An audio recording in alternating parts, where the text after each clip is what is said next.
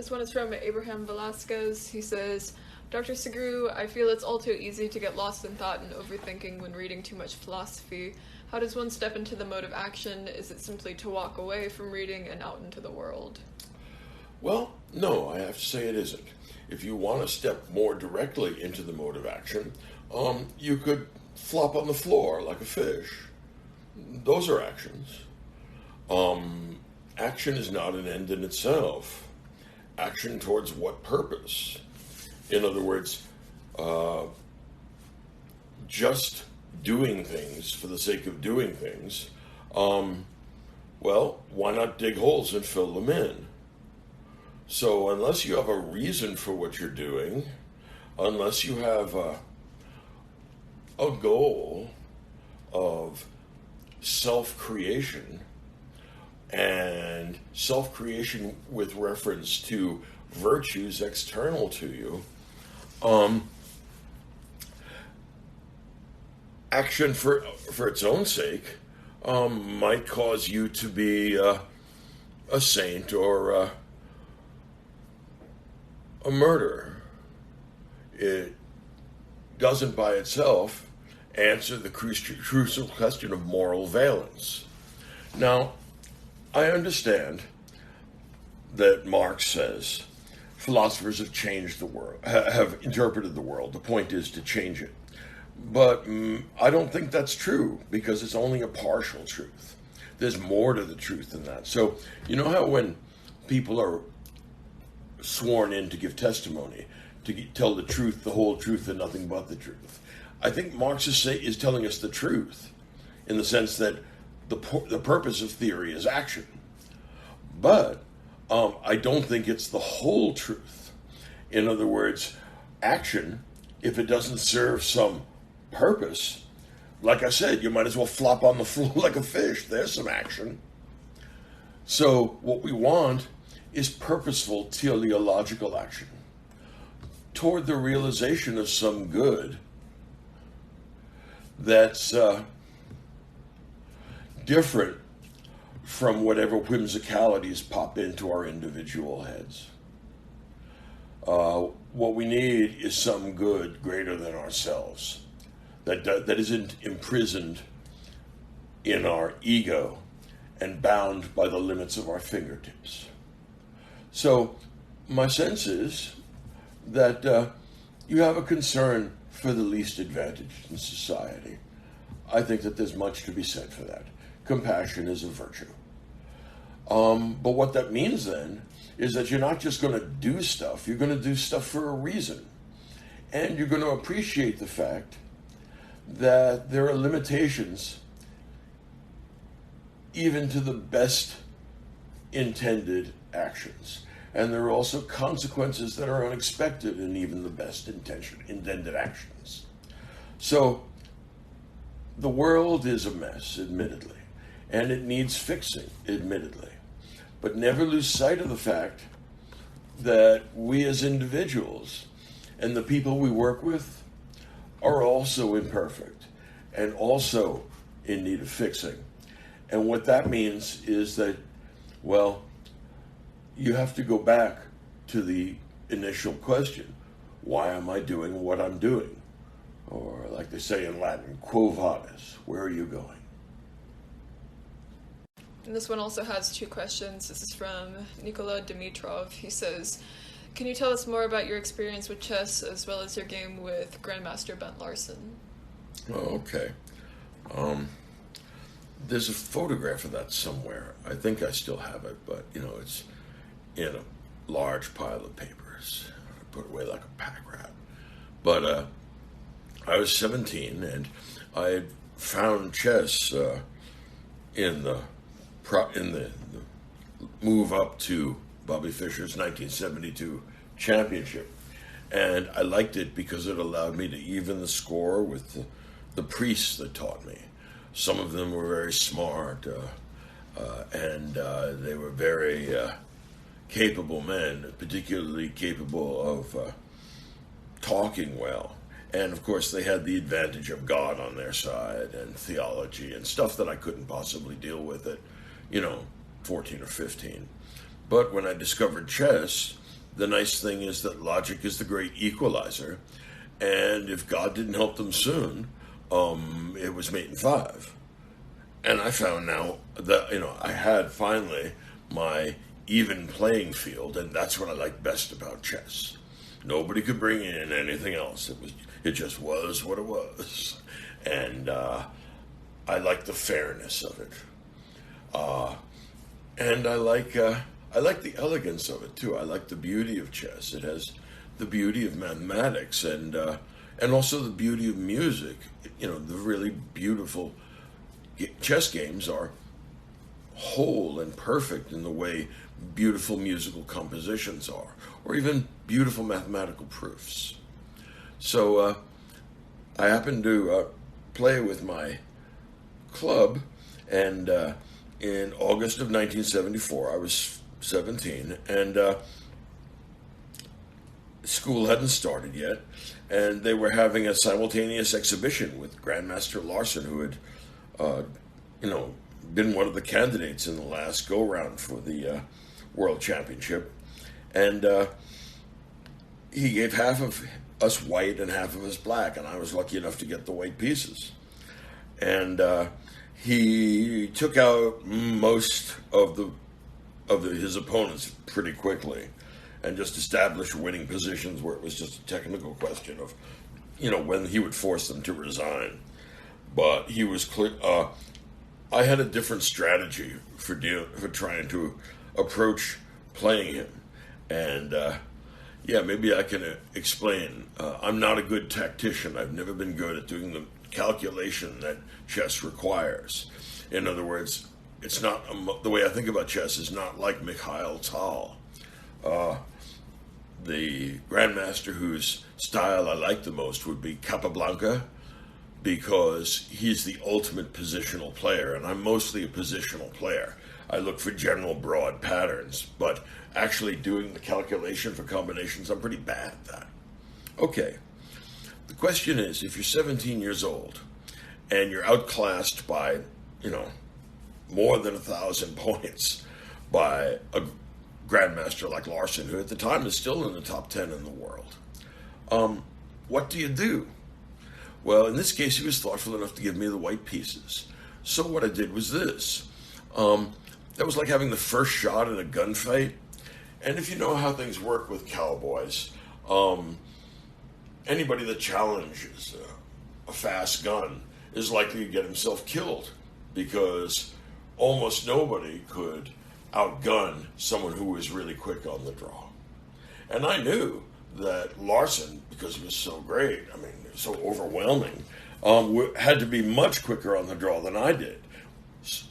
So instead of starting my game with Larson by trying to outdraw him, I went for a strategy rather than tactics. And here's the strategy. I'm going to make things more and more and more complicated. Because although I'll lose myself in the complications early in this process, if I make things complicated enough, what that means is that he also will be guessing, because it'll be too complicated for anybody to find over the board. So what I wanted to do then was, even at the cost of material, to create the maximum amount of complexity. Let me go back to the analogy of the gunfight between an amateur and a pro, somebody who's really fast on the draw. Instead of shooting at him, if I have the first chance to shoot, I'm going to shoot out the lights. And once we shoot out the lights, even though he had a 99-1 advantage against me when they were on, once I shoot out the lights, it's 50-50. So the idea was to help him be as ignorant and overwhelmed by the position as I was. And I do that by shoveling complications at him. Lots and lots and lots of complications. Sacrifice a pawn, sacrifice a piece, sacrifice my queen, queen that pawn, sacrifice that too. In other words, I was throwing everything but the kitchen sink, and eventually the kitchen sink at him. There are very few times that you get a chance to do a double queen sacrifice. To sacrifice the one you got to begin with, and then on the next move, queen a pawn, and make your opponent take that one too. In other words, to feed them the way geese get fed before they lose their liver. We're packing material down his throat, and I have to admit, I have no idea how that game worked. The tactics, insofar as I understand them, were correct. But what I was doing was taking my best guess while throwing everything in creation at him. And eventually, it turned out that even though I sacrificed my queen, and then sacrificed the next queen, and sacrificed a whole bunch of other stuff, his king was way out there in the center of the board, along with his queen. And it was a ferocious kill. So I attribute the win not to my tactics, because I have to admit I was guessing. I don't understand how it works. But rather to my strategy. I did understand what I was trying to achieve. And the strategy here was to make things so complicated that at night all cows are black. So this is the creative use of darkness. And then the second one is, what do you think about the Unabomber's manifesto? Okay, that's the destructive use of darkness. And here's the deal. I'm willing to read most people's writing if I have some reason to think it's worth my time. But if the way you're going to get attention to your malevolence is by blowing people up at random, then I think you're a monster. And I think that for the same reason I don't like Foucault or Heidegger, I'm likely to have real problems with your account of the world and your account of human nature. I'm sure you're a brilliant guy, but as I said before, my fear is that you're too deeply Athenian to recognize the wisdom in the parable of the Good Samaritan, which is why you thought it satisfactory to choose propaganda by the deed where people got killed and maimed so that you could call attention to yourself. So look, it's just one of those things I'd rather not bother with. There are plenty others, E.M. Cioran, Ayn Rand. There's a whole bunch of things that I find not worth my time, and this is one of them. And Magnus asks, isn't there a conceptual likeness between Plato's forms and universal grammar, and is there perhaps a historical connection between the two? Well, the amount of historical separation suggests to me that insofar as there's a connection, it's mediated, and certainly more than once. Certainly Descartes, as a mediating thinker between Plato and Chomsky, suggests himself. Plato was looking for the underlying structures of human consciousness. He wanted to understand how arithmetic was possible. In some ways, that's the whole project of Plato's philosophy. All right. What Chomsky wants to understand is how language is possible. And it seems that there has to be an underlying set of structures which allows any developing human subject to absorb language and to understand the nature of grammatical rules. So he thinks that we're predisposed towards the use of grammar, the expectation of grammar, and the ability to distinguish grammar from just sounds. So, both of them are looking for a way to create unity among what appears to be a vast multiplicity of booming and buzzing things. So Plato's forms are going to unify all the odds and ends that we see here in this world, and also all the likenesses and imitations at the bottom of the divided line, and in one unity, the forms, and then the forms themselves unify in the form of the good, which is essentially the monotheistic God without a personality. It's a big crystal of goodness, just sits there being good and allowing other things to be good, which is a great thing for it to do. But you don't have to have a revelation in order to get there. You just have to think deep thoughts for a long time. And so Plato has a very optimistic view of how easy it is to have a chat with the Absolute.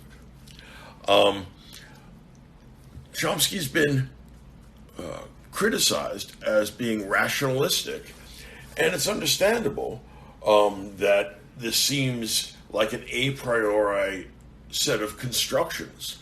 But in fact, what he would retort is that there's no other way to comprehend the multiplicity, the welter of different rules and sign systems that we call language. So, yeah, I think that they're connected conceptually more than historically. And Ian Baker asks, which lecture was your favorite to give? Also, which topic of philosophy is your favorite to study? Oh, that's a great question, because I like teaching, and my lectures are just improvisations. It's just thinking out loud. With the piano left out, it's improvising at the piano. I guess my favorite lecture I gave repeatedly, I guess something for a period of 10 or 12 years. I used to give it every year at Princeton for the Medina Judges Seminar, which is a seminar for federal appellate court judges every year. And it was on the history of the world, which is a topic that I've always been interested in, and I taught it when I was at Johns Hopkins before I went to Princeton. And I used to cover the whole history of the world in about 90 minutes or so. And, essentially what I did was give them a synopsis of the course I used to teach when I was at Hopkins. And I enjoyed that very much, and I did it for 10 or 12 years consecutively until I left Princeton, even after I left Princeton. So I guess that's the one I enjoyed the most. I don't have copies of it, but there are probably copies of it in the Princeton University archive, because I know that there were some videotape portions of that, or there's some videotape examples of that. But of the ones that we have here, I guess my lecture on Machiavelli was the most entertaining one. I think it's a very poor lecture, and in fact it is a very poor lecture, but it was produced under difficult circumstances. We had 3 professors giving lectures, and we were at the Smithsonian, and this is very early in the history of the teaching company. I'd say this was about 1993. And we were giving lectures on the history of philosophy as we presented it in Columbia University's famous Contemporary Civilization class. All 3 of us had taught that before. Now, things were going okay. We had a live audience, we had a couple of different camera crews, and we had the Smithsonian. I think we were in the basement someplace, I don't know where. But the anxiety of performance got to one of the lecturers, and he just had a kind of meltdown, a kind of breakdown. And when we found him, he was rocking back and forth, like a traumatized child, and he was unable to give the Machiavelli lecture. So when Tom Rollins went and encountered this, he looked at me and he looked at the other lecturer, and I says, look, I have an audience out here and I need Machiavelli in 60 seconds. And so the other lecturer, Darren Staloff, we just looked at each other, and neither of us is prepared to do this, although both of us know Machiavelli, of course. It's one thing to do that, another thing to go out and lecture on it before a live audience while you're being videotaped. 45 minutes can seem like a very long time. But I figured, what the hell, because I had no sense of judgment and no sense of what was good for me. I said, yeah, sure, what the hell, I'll take a shot at it. And so Tom and the crew just mic'd me up, and I went out on stage, and most of the lecturers had fairly elaborate notes. I was the one who mostly dispensed with notes, but I brought out blank pieces of paper because I wanted people to have some sense that I was not making this up as I was going along. It's a kind of elaborate free association about Machiavelli. It lasts about 45 minutes. It has no real coherence or structure. And it was, I got from minute 1 to minute 45 thinking this on the fly and forming it into grammatical English sentences, and then being very, very relieved when the audience clapped at the end instead of throwing stuff. So that was a sort of fun time. You never know when you're going to need to be able to slap together a lecture on God knows what. And finally, the lectures I enjoyed giving most that are published here, I have to say, philosophers that are in very high estimation nowadays, that I think are grossly overrated, I try and give them what I think they have coming to them. So, I'm pretty hard on Heidegger. I'm pretty hard on Foucault. I think the vogue of Foucault has been mostly pernicious. I don't think there's anything in either of them that's not implicit in Callicles' last speech in Plato's dialogue, the Gorgias. Both are moral nightmares, and although people mistake them for something new, in fact, they're a very, very old pair of temptations. So I like smacking them around and showing my distaste for them. On the other hand, I've grown to like and change my opinion about some things. Euripides, for example. I often found him a little bit light compared to the other Greek tragedians, and also a little bit cute. And so, I sometimes gave him a hard time in my Plato lectures. Now that I'm an older man, I'm a little less inclined to give him a hard time. I see the point that he's making about human limitations, and even the limitations of reason itself. Thinking through the limitations of reason itself is, in fact, an eminently reasonable thing to do, even though you might not have guessed that from the Bacchae. Those are my 3 favorites. This question comes from Brendan Hetzel. He says, Dr. Sugrue, how do you feel about the cultural effects of Foucault and postmodernism in the 2020s? Well, I think Pomo is dead, and it's been dead for some time. My guess is that what knocked it off was 9/11. The fragments that have been kind of sleepwalking through the last couple of decades, it's the realm of second and third rate intellects nowadays. It's not very interesting. So postmodernism, it's a theory that's expended, or it's a stance that has expended its energy. There's not much left to it. Now, with regard to Foucault, Foucault described himself as one particular kind of interpretation of Nietzsche. And I have to agree with him. That makes perfectly good sense. And the idea of eliminating prior traditions of moral thought and replacing them with some sort of improvisation, that was Nietzsche's project. And then it was sort of interesting and entertaining, and it's a kind of it's also Foucault's project, and maybe I think a little more shop-worn at that point. But the process of liberating political life for Foucault is the process of optimizing and maximizing libido. Not any particular libido, although his and those of other people immediately in his vicinity were valued.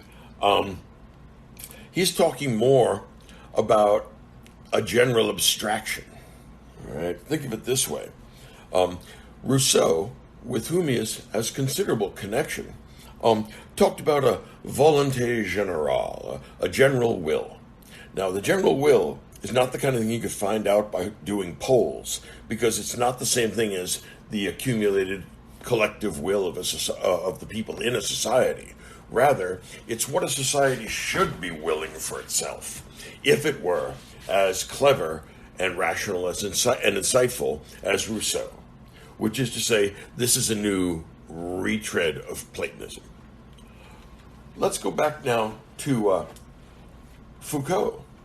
Foucault departs from the idea of a volonté générale, except insofar as it's realized in the destruction of political hierarchies and the realization of what I will call the libido générale.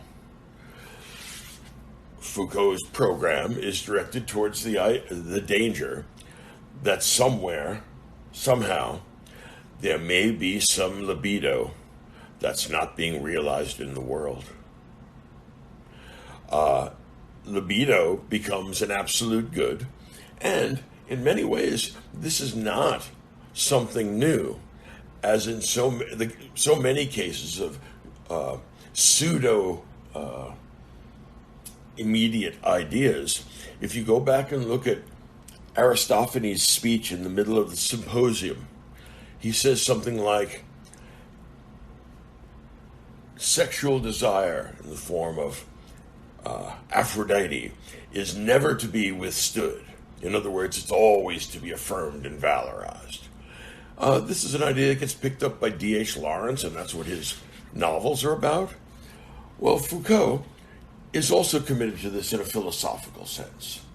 The good thing is the satisfaction of desire, and he wants to maximize that, but not for the entirety of a society, as a utilitarian would, rather for himself and whatever collection of others that he decides to turn into a project.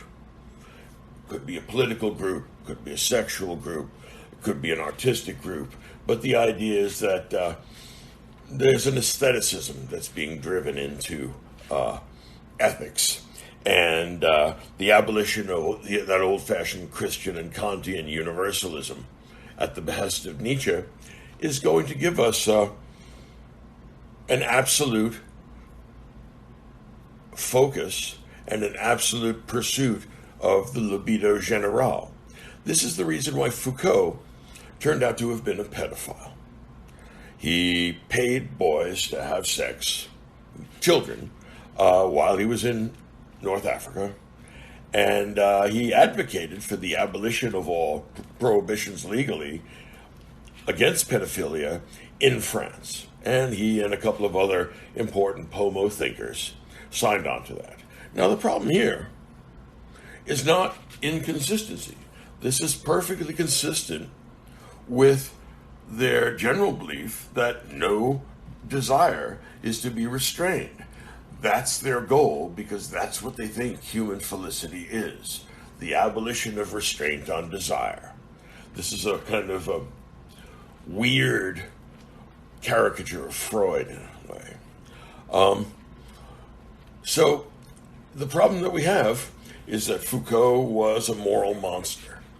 He took sexual advantage of children. He knowingly had anonymous random sex with men knowing he was HIV positive. That comes from the book The Passion of Michel Foucault. His conduct was monstrous, but given his assumptions about the world and his conception of human happiness and felicity, there's nothing hypocritical about it. The problem is that there are people who like his ideas but don't like where they go. And that's something they're going to have to live with. Second thing is that Foucault is very much like Heidegger.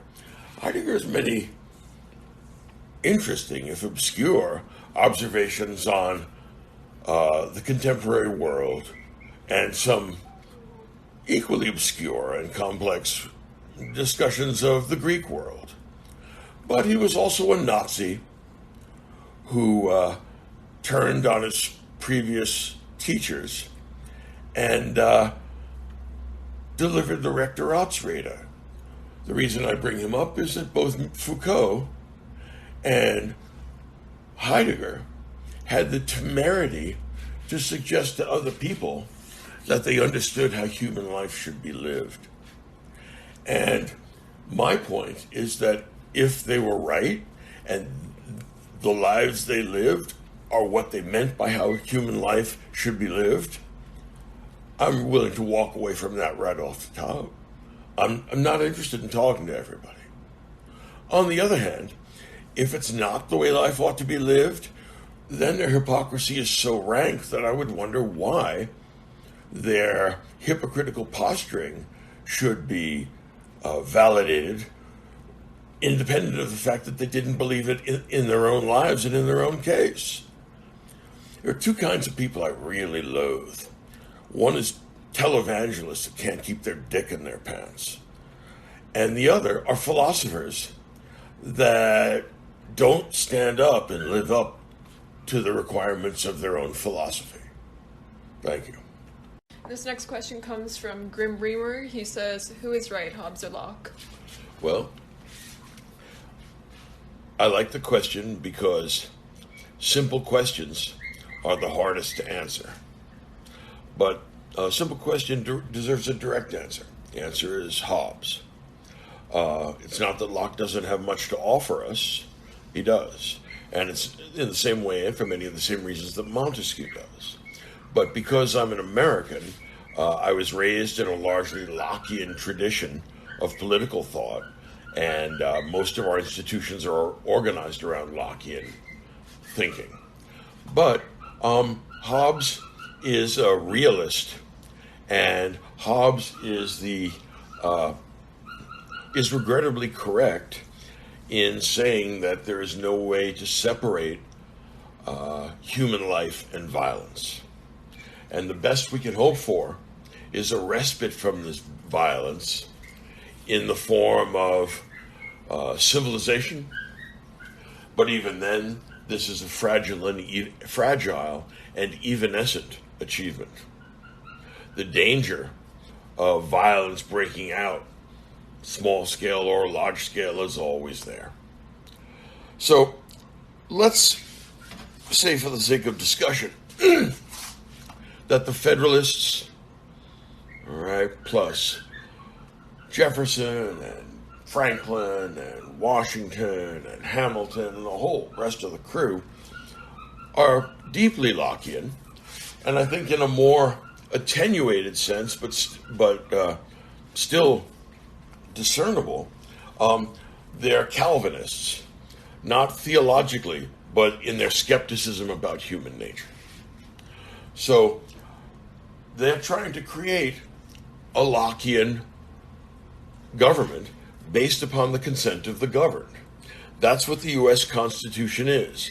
It is literally a social contract framed by representatives from all the prior states that is sent back in a plebiscite, not to the states, but to the people who, for the first time in real human history, as opposed to political theory, are now going to commonly agree to a written social contract.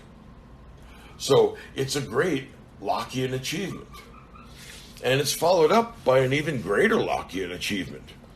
The high point of the American Enlightenment is what's called the Revolution of 1800. That's where the Federalists, John Adams, was voted out of office in favor of Thomas Jefferson, a Democratic Republican. This is a critical juncture that tested the capacity of the new government to sustain a peaceful transfer of power between groups of politically engaged individuals with extremely different conceptions of the government and its proper capacities. In 1800, instead of having a revolution, the Electoral College was tied. Alexander Hamilton steps up, throws his weight in the direction of Jefferson, and what we get, despite the misgivings of President Adams, is a peaceful transfer of power. This is arguably one of the greatest and certainly the most underrated achievement of the Enlightenment. We didn't have to have a guillotine in every public square. We didn't have to persecute and exterminate our neighbors who voted differently. This is one of the highest achievements both of the Enlightenment and of the history of the United States. Now, the problem is this. There's a fly in the ointment. Hidden behind this great Constitution is a false unity. And the separation is on the basis of whether the economy of the relevant states is modern in the sense that it's primarily organized around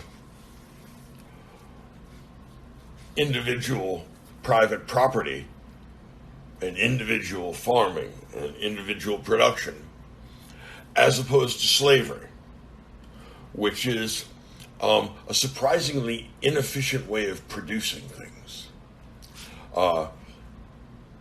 You wouldn't think that would be the case, but there are lots of reasons why that turns out to be true. The slave states were always in danger of being swallowed up by the free states. The free states grew faster and attracted far more immigration.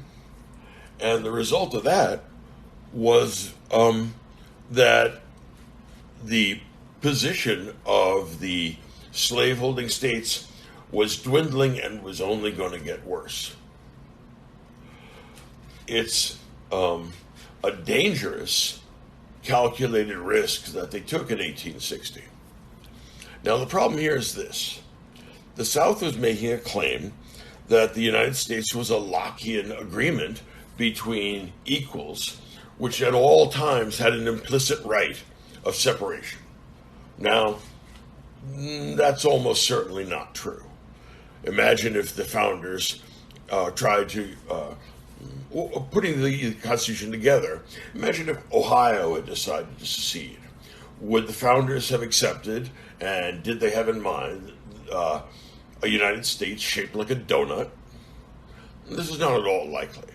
But regardless of whether this was a Lockean agreement that was reversible, in 1803, Thomas Jefferson, the great avatar of the strict construction of the Constitution, got a chance from a megalomaniacal French general to buy the middle part of the North American continent. Roughly everything from the Appalachians to the Rockies.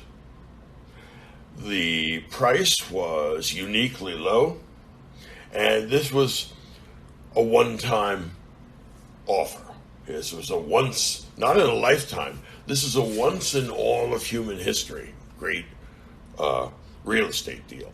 Naturally, Jefferson bought it, despite his constitutional qualms. I mean, there's nothing in the Constitution that says that you can buy most of North America. But on the other hand, it was a great idea. But here's the fly in the ointment. Once you start bringing in states into this big chunk of real estate that you bought, whatever the relationship between, say, Louisiana and the federal government is, it's not that of a Lockean agreement on which they voted, is it? they're part of the United States not because they decided, yeah, we'd accept the social contract. They're part of the United States because the United States purchased them. Now, bracketing the question of whether the original states might have had a right to secede, what conceivable right could real estate that the U.S. bought have to secede? The answer is none. And that's where the Lockean argument begins to break down, because it's encountered practical reality. 1860 to 1865, we find out whether the United States is really Hobbesian or really Lockean. The North wins. They impose federal control over the South. Slavery is ended. And this is through force of arms. So much for Locke. In general, I think that Locke, or rather, think of Hobbes this way. When you go to a court and you're sworn in, they expect you to tell the truth, the whole truth, and nothing but the truth. Hobbes tells us the truth. And the truth is that there is no society without violence. The best you can hope for is to minimize that violence. But, although that's the truth, it's not the whole truth. The whole truth is going to involve something that's implicit in Locke, which is that not only are people hostile to one another in Hobbes's war of all against all, they also are generous and benevolent and nurturing towards one another. If human beings really were in a constant state of war of all against all, mothers would kill their infants and there wouldn't be any people. But no, for the most part, mothers are not disposed to kill their infants. For the most part, they treat them with kindness and tenderness and sacrifice. So, what Hobbes is giving us is only part of the truth about human nature. We are social as well as antisocial creatures. We are peaceable and kindly as well as violent and hostile creatures. So, in that sense, both Hobbes and Locke are right. Hobbes is what Rawls might call lexically first. You got to have the force, but force by itself is unsustainable, and that's why we need justice and love. In Locke's case, it takes the form of natural law, which has a long and estimable history. Right, it goes back to Thomas Aquinas, and from there back to Stoic moral thought.